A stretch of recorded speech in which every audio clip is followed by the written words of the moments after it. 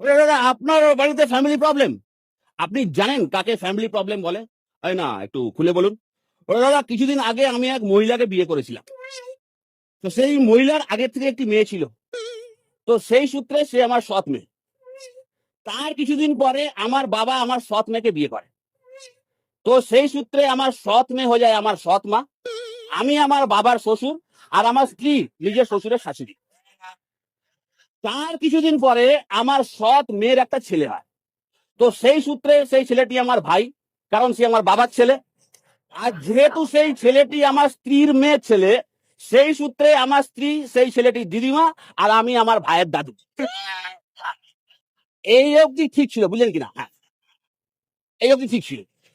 তার কিছুদিন পরে আমার আর আমার স্ত্রীর একটা ছেলে হয়। তো আমার ছেলে দিদি মানে আমার সৎ মেয়ে, সে এখন আমার ছেলে ঠাকুমা। আমার ছেলে এখন আমার বাবার শালা। আমি আমার নিজের বাবার ভাগ্নে। আমার স্ত্রীর নাতি নিজের দিদিমার দেওর। আমার মেয়ের ছেলে নিজের মায়ের কাকা। আর হতভাগা আমি হয়ে গেছি এখন আমার নিজের দাদু।